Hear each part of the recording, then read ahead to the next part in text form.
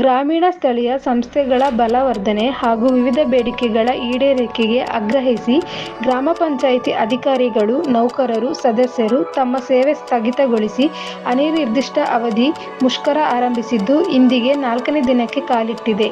ಶಿವಮೊಗ್ಗ ಸೇರಿದಂತೆ ರಾಜ್ಯದ ಎಲ್ಲ ಗ್ರಾಮ ಪಂಚಾಯಿತಿಗಳ ಸೇವೆ ಸ್ತಬ್ಧಗೊಂಡಿದೆ. ಕರ್ನಾಟಕದ ರಾಜ್ಯದಲ್ಲಿ ಪ್ರಪ್ರಥಮ ಬಾರಿಗೆ ಶಿವಮೊಗ್ಗ ಜಿಲ್ಲೆಯಲ್ಲಿ ಪೌರ ಕಾರ್ಮಿಕರ ದಸರಾ ಆಯೋಜನೆ ಮಾಡಲಾಗಿದೆ.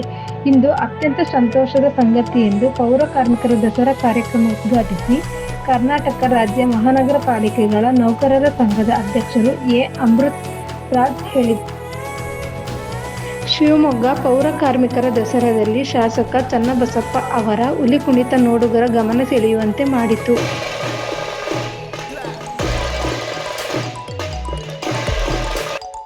ನಾಡಹಬ್ಬ ಶಿವಮೊಗ್ಗ ದಸರಾದ 6ನೇ ದಿನವಾದ ಇಂದು ನಗರದ ಶಿವಪ್ಪ ನಾಯಕನ ಅರಮನೆಯಲ್ಲಿ ಆಯೋಜಿಸಿದ್ದ ಕಲಾ ದಸರಾ ನೋಡುಗರ ಕಣ್ಮನ ಸೆಳೆಯಿತು.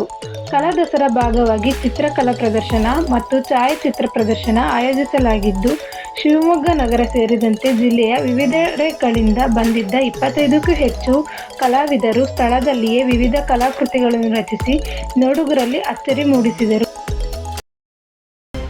ನವರಾತ್ರಿ ವಿಶೇಷ ಎಂಬ ಶೀರ್ಷಿಕೆ ಅಡಿ ದಿನಕ್ಕೊಂದು ಬಣ್ಣದ ಭಕ್ತಿಯ ಅನಾವರಣಕ್ಕೆ 6ನೇ ದಿನದಂದು ಮಹಿಳೆಯರು ಕೆಂಪು ಬಣ್ಣದ ಉಡುಗೆಯಲ್ಲಿ ಸಂಭ್ರಮಿಸಿದರು.